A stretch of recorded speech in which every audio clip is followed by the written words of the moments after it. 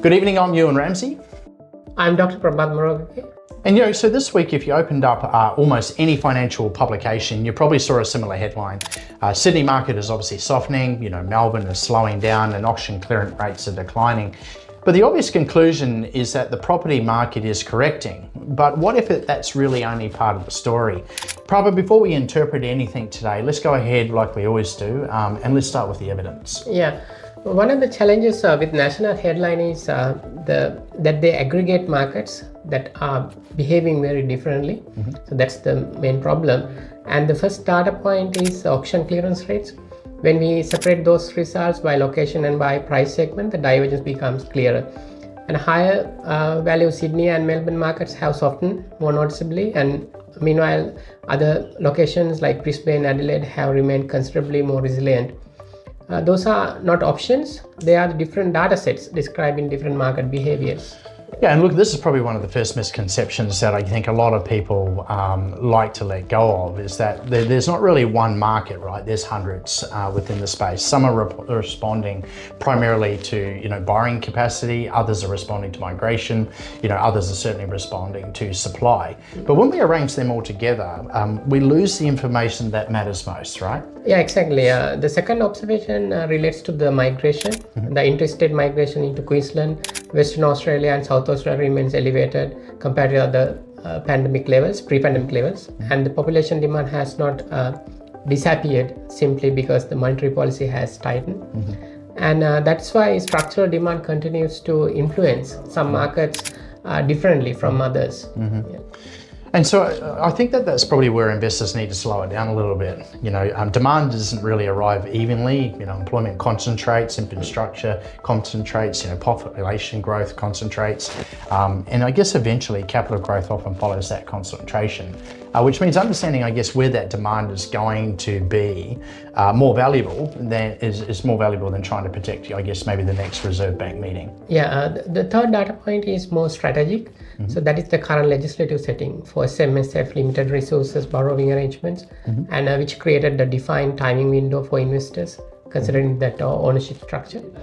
And that timing consideration exists independent of what is happening in the auction markets. And also another example of why portfolios portfolio decisions should not rely on one headline. So that's another important thing. Yeah, exactly. And I think there's three really completely different pieces of evidence that sort of three completely different drivers, right? Yet they all seem to leave us back to one same conclusion, which is that we are not observing one market. We're observing different markets responding to different forces, and that changes everything, because if the market is not moving together, then ultimately your portfolio should not be analysed obviously through the same lens. So if that is what the data is actually telling us, then why is almost everyone still talking about a correction? Is ultimately that's the conversation that I think we really need to have today. Yeah. So can I tell you what concerns me, most about the current conversation, is that it's not really, the headlines. It's what's happening, and what the headlines are actually encouraging people to do. Or, perhaps, more accurately, maybe what they're encouraging people not to do. Because every time someone reads that, the market is correcting, the natural response is to wait, right? Wait for prices. You're waiting for confidence to return, maybe. You're waiting for interest rates to normalize, maybe even go down. You're waiting for things to just feel normal again. But what if maybe waiting is not, is not neutral?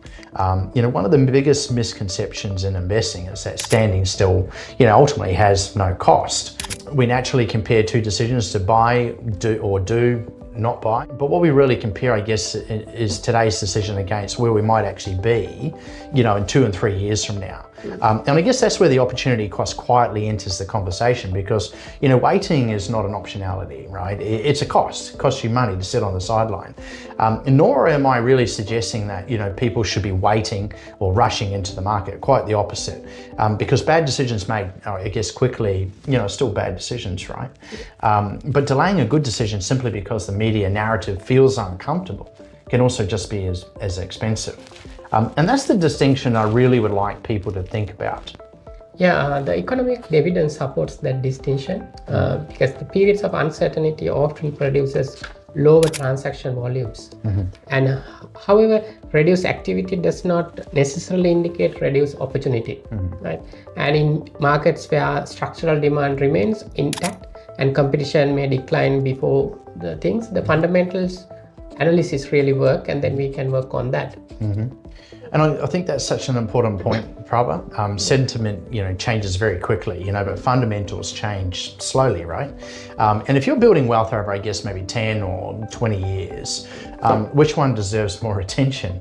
Probably the slower one, but let's imagine, maybe two investors. Investor number one reads the headlines, and then decides to wait.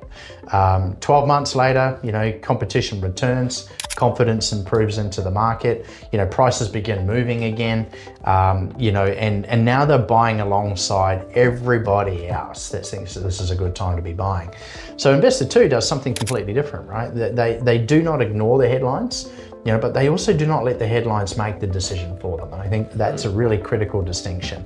Instead, what they actually do is they ask themselves a very different question, which is, have the underlying reasons for buying the asset actually changed? Supply-demand principles. If the answer is, I guess, no to any of that, then their decision ultimately could look very different, right? Yeah, that's the consistent decision they have to make, because that consistent with how institutional investors typically will evaluate the markets. And the first question is not how the market feels, and it is whether the underlying assumptions have changed. That's the main thing, like population, employment, housing supply, and infrastructure. So those are the really key things we need to investigate first before any decision make.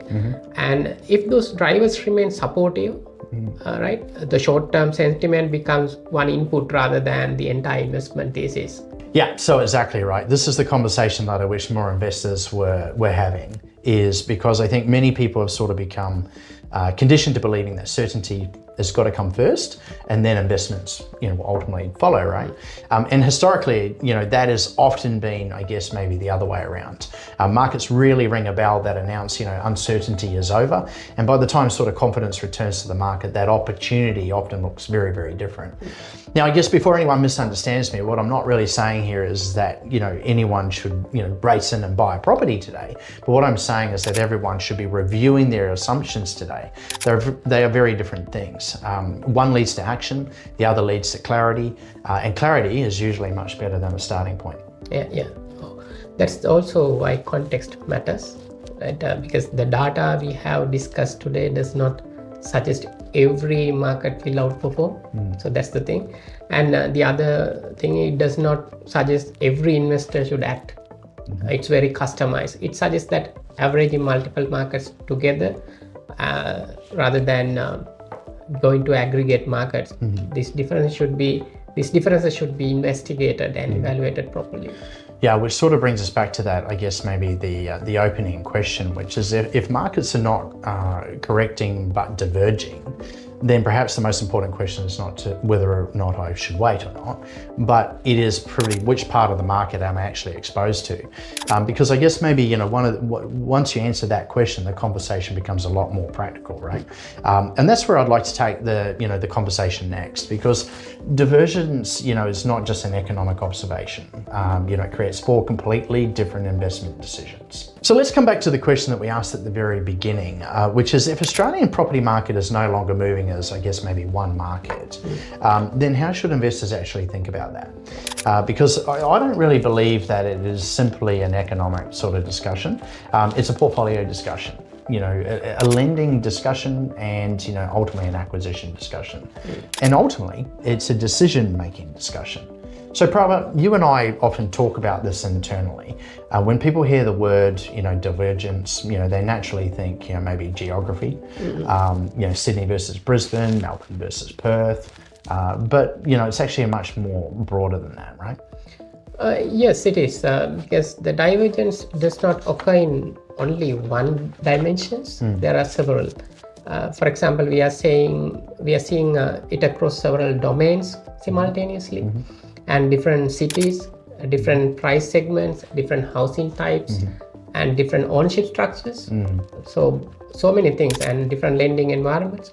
Each of those variables can influence portfolio performance independently, and which means investors should resist reducing today's market's one national narrative.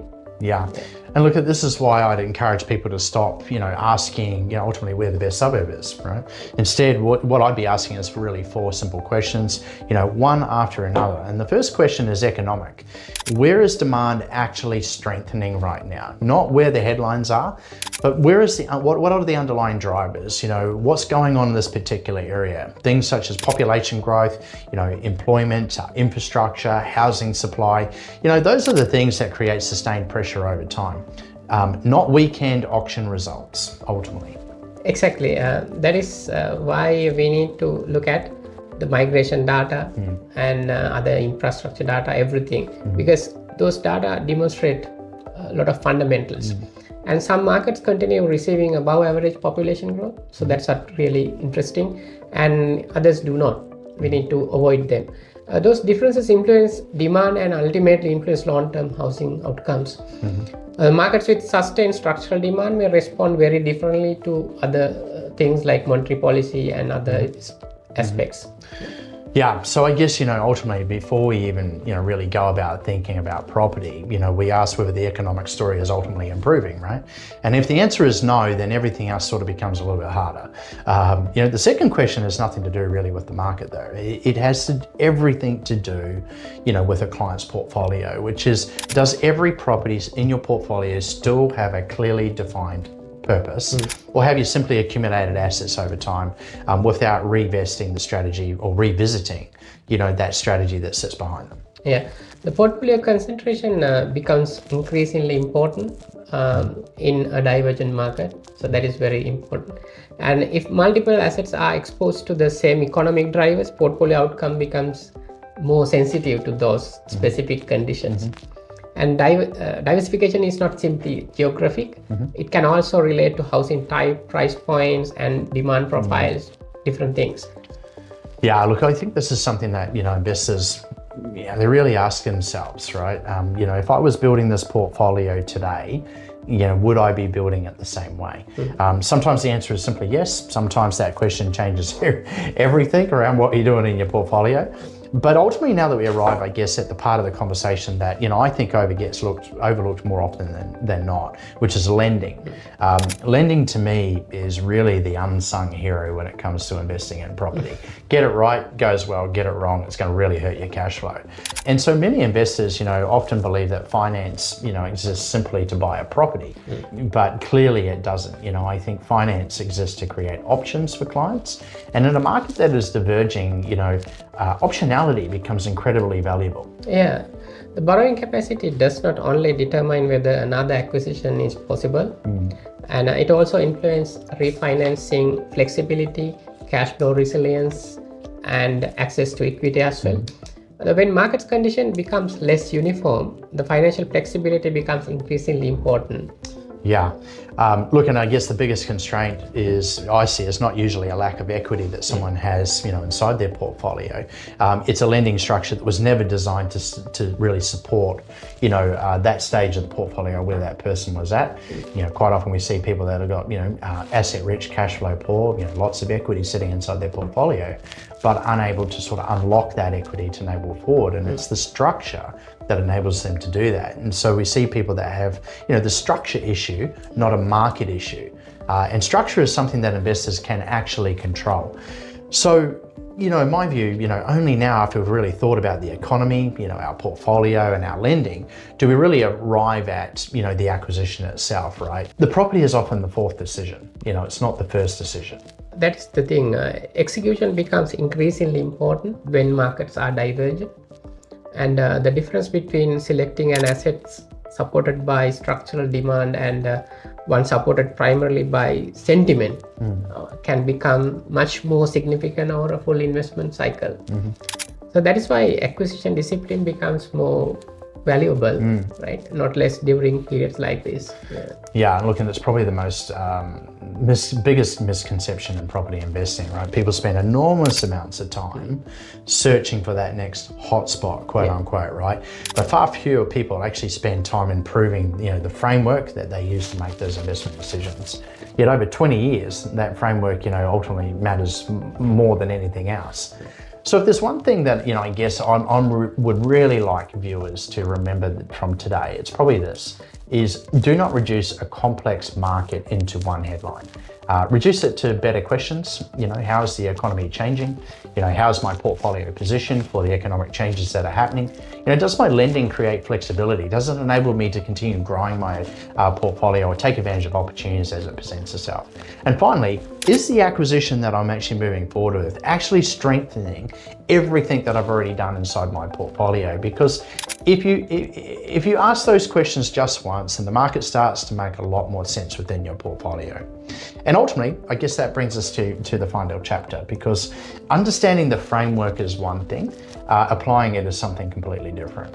So let's walk through, a real world investor scenarios and see how divergence ultimately changes the conversation. Yeah. So one of the reasons I do not like really getting into general property advice is because there's just no such thing, right? There's general market conditions, but there are no general portfolios. Every single investor, comes to us with such unique circumstances. They've all got a very different story about why they're actually doing what they're trying to achieve. They have different assets inside their portfolio. They have different debt structure, and they have very different incomes, PAYG, self-employed, short-term employment, and very, very, very different objectives around why they're even trying to do what they want to do. So I guess rather than trying to answer, what investors should do, I'd much rather be asking what investors should be talking about, because ultimately that's where the better decisions, begin. So let's imagine, somebody living in Brisbane. They already own 2 investment properties. They're both well located, and both have ultimately performed really, really well over the last sort of 5 or 6 years.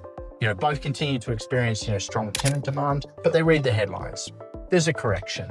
And immediately they start to wonder, whether or not they should actually stop growing their portfolio. Well, honestly, the answer is probably not.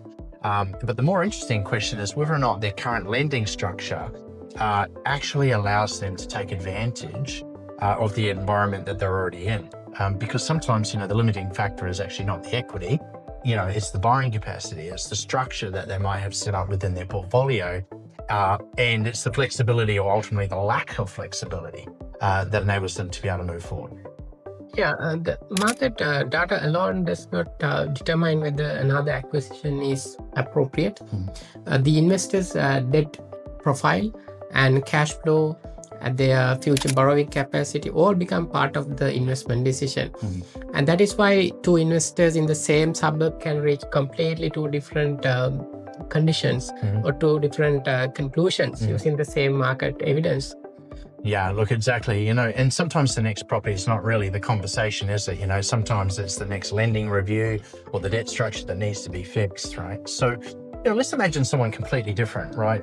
They've gone out, they've built wealth inside Sydney, they've maybe built out, a large property investment portfolio, maybe blue chip investments, and they've done well, maybe over many years, right? But now they're actually looking north, right? They're having a look at Queensland as a bit of an opportunity. And, the temptation is to compare headlines, right? Sydney is slowing down, but Brisbane is growing. Simple, for most people, when they see this as an opportunity, except, I guess ultimately it's not, right?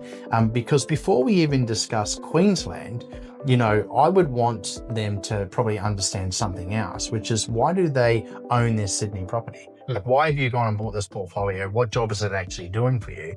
Has anything fundamentally changed, with that existing portfolio? Or has the media simply changed the conversation around it? And they are very, very, very different questions. Yes, where assets experience softer conditions, investors should distinguish between short-term market performances and the long-term rationale for that, and for the ownership mainly. Temporary price movements do not necessarily indicate an investment thesis.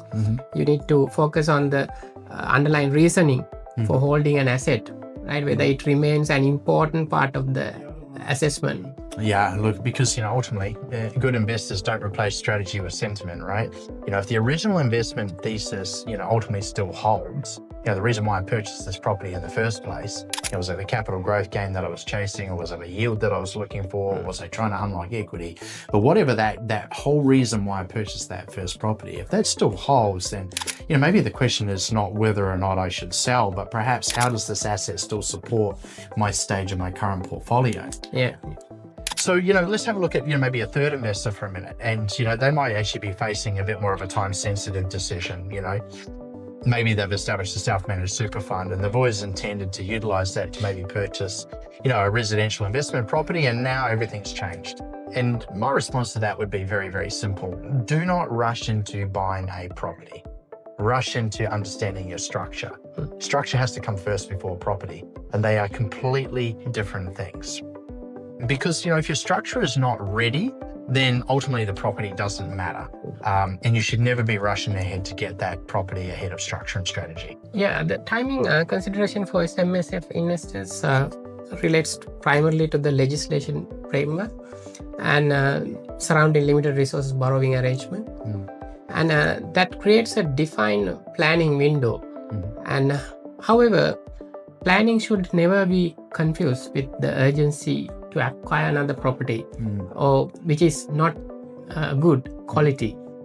Yeah, look, exactly. And I think we've said this before, and I think it's worth repeating, that a deadline does not improve a bad investment, right? It simply just creates a deadline. But good property, backed by good structure, good advice, right? Those are the things that really matter when it comes to creating a portfolio. And ultimately they always will, right?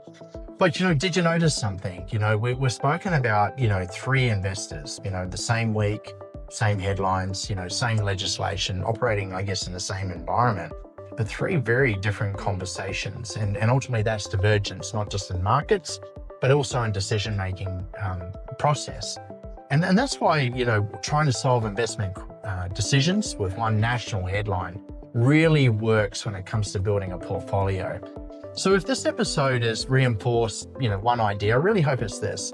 Do not ask what the market is doing, but ask what the market means for my portfolio. And then that's the question that sophisticators will ask when it comes to determining what it is that I'm actually trying to do next. Because markets don't create wealth. Disciplined decisions ultimately do. And that brings us probably for me to one final thought. Because I think that there is one question that every single investor should be asking themselves before they make another move. Whenever markets become uncertain, people naturally look for predictions. Where will the prices grow? Have we reached the bottom? When will interest rates fall? Which city is going to outperform the other? These are all understandable questions that many investors are asking themselves right now. But after spending, multiple decades helping Australians, I guess, build property portfolios, one of the things that I've really noticed is that the investors who build the most resilient wealth really spend their time trying to predict the next headline.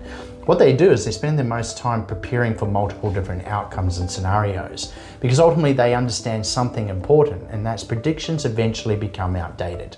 Frameworks do not, however, and this is really what today's discussion has ultimately been all about. Not convincing you that one city is ultimately better than another. We're certainly not suggesting that every investor should be buying a property, and we're not suggesting that every investor should wait, but instead asking yourself whether your portfolio is positioned for the environment that we're actually in rather than the environment that we hope will return. Because those are 2 very, very different conversations. Yeah, the evidence we have discussed today do not suggest that all markets are strengthening or that all markets are weakening. It suggests that different segments are responding to different economic drivers, and understanding those differences allow the investors to make decision based on evidence-based rather than broader national averages. Yeah, look, exactly right. And perhaps that's probably the biggest lesson from today's episode is that, the Australian property market is not behaving as one market now. It's behaving as many markets. Some supported by obviously structural demand, some responding to borrowing capacity, some are entering into a period of adjustment naturally, and others are continuing to experience, that genuine momentum within the market. And if we keep treating all of those markets as if they are all identical, then ultimately we risk making decisions based on averages rather than reality. So before, I guess you make your next investment decision, I would encourage you to ask yourself one question, which is not where is the market going, but ask whether your portfolio is positioned for the market that you are actually in. Because once you answer that question, everything else sort of becomes much clearer. And if today's discussion has done anything, what I'd hope that it has encouraged is for you to think a little bit differently. Not more emotionally, certainly not more strategically, because that's exactly how we approach every single conversation at Ramsey. We begin with your portfolio, your lending, your debt structure, your strategy, your objectives, and your next decision. It's not a generic recommendation. It's not a one-size-fits-all approach or solution. It's just a disciplined review of actually where you're at today and where you're trying to get to tomorrow. So is divergence not a correction? The data says that the market is splitting, it's not falling. And the question, is not which way the market is actually going to go, but the question is which part of the market do you want to play in, and whether or not your portfolio is actually structured for the position of the part of the market that is actually moving. So if you want this model to your actual situation, your assets, your debt structure, and your next move, a discovery session with the team would probably be where that conversation might start. It's not a sales pitch, it's not a diagnostic, but what we will tell you is what we see, and you'll decide whether or not that's worth not taking it further or not. Thank you for joining us. I'm Ewan Ramsey. And I'm Dr. Prabath Morawakage. Thanks for watching, and if you enjoyed the show today, don't forget to go ahead and subscribe to the channel by clicking in the bell icon below.